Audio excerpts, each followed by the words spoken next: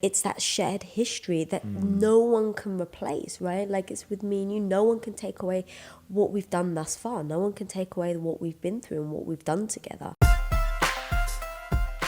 This one's from Anthony Petaros. I don't know if he's Greek. Petaros? Anthony Petaros. Hey guys, always digging your relationship theory insights. What fictional narrative, whether it be a film or novel, do you feel has done the best job of exemplifying healthy relationships, dynamics in an entertaining way? Or do you feel that people tend to be attracted to dysfunctional relationships in fictional narrative because people feed into drama and it's more relatable to the masses? I'm curious if you see your studio tackling this area in the future.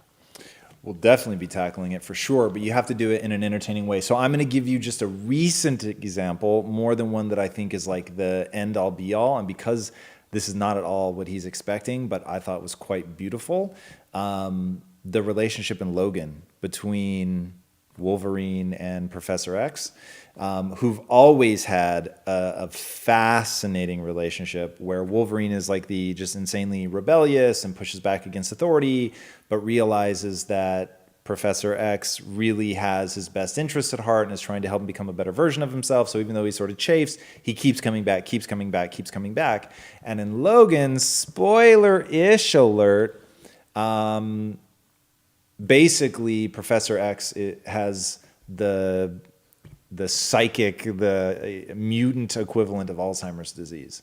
And so he's taking care of him in his old age. And, you know, for somebody who is very much the sort of rogue, independent guy, to see him put himself in harm's way to try to protect Professor X, I thought was beautiful and is very... so I'm, oh God, like I have this really bifurcated educational path right now where I'm really giddy, to use the most accurate word, about solving your microbiome issues.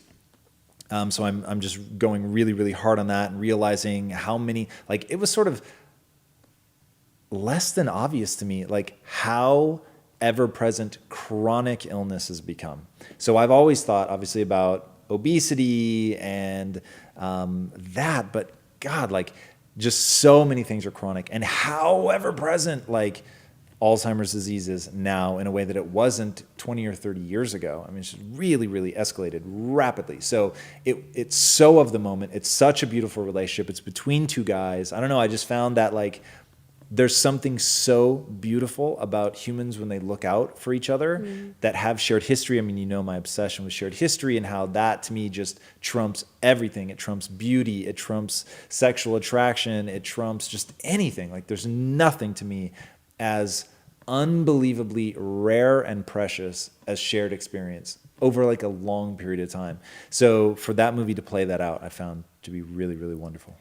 Yeah, and I know this is a little like obvious, I guess, but whenever you ask me what my favorite movie is, my always go-to is The Notebook. And I don't know if it's actually my most favorite movie, but it's the relationship between the husband and wife, that even though she's lost her memory, even though he is like on a daily basis almost having to relive like, no, this is who I am. Like it's that shared history that no one can replace, right? Like it's with me and you, no one can take away what we've done thus far. No one can take away what we've been through and what we've done together. And it's that understanding and that like just internal bond that no one else can take away is so meaningful and so precious to me, that when I think about us getting old together, and you know, obviously we work really hard on making sure that like we understand the brain and how to prevent that and how it's plaque, and you know, now aren't they calling Alzheimer's type 3? Diabetes type 3, yeah. Yeah, diabetes type 3. So making sure that we're at least doing the research and reading up to prevent that. God, like that notion of getting old with you and having gone through all the struggles, all the strifes that they have gone through in their relationship. Obviously ours isn't exactly the same, but knowing that we will be together forever and we will fight through no matter what difficulty, whether it's Alzheimer's or not.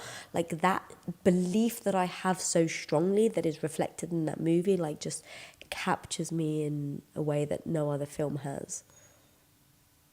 that. So I think, movies but going off what he said actually is very interesting about do you feel that people tend to be attracted to dysfunctional relationships and fictional narratives because people feed into drama and it's more relatable to the masses?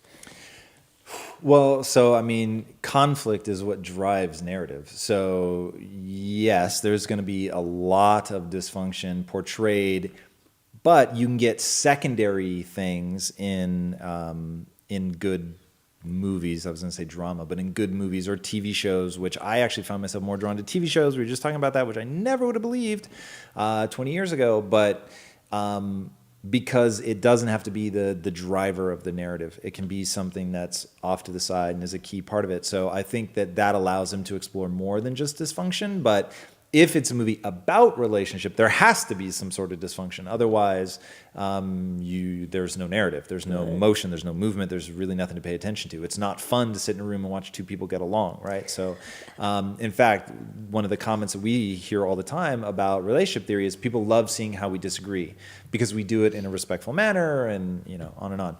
But if we were just up here like, oh my gosh, yes, you're right, oh yeah. It's far from the truth. Right. It wouldn't, but even if it was the truth, it's not as interesting, right?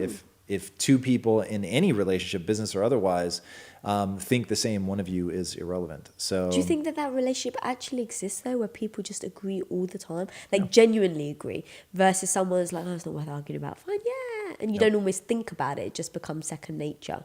You don't think about what? Debating the person. Yeah, like just being agreeable. I don't think anyone ever agrees all the time, ever, right. Not once. Right. Yeah.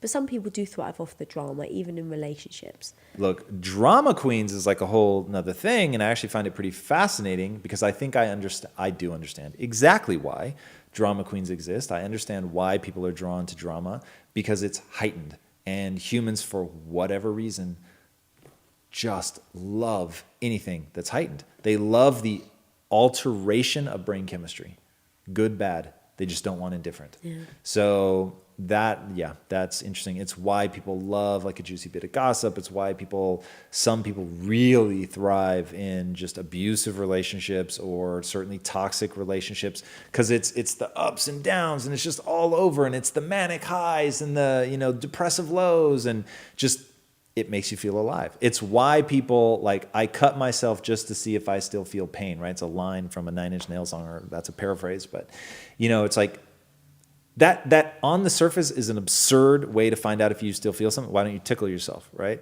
So, but people really do hurt themselves just to feel something, to have some sort of exhilaration, even if it's entirely negative. And they talk about kids that can't get attention will rebel because negative attention is better than no attention at all. So people just love the heightened. The one thing they can't stand is just milquetoast.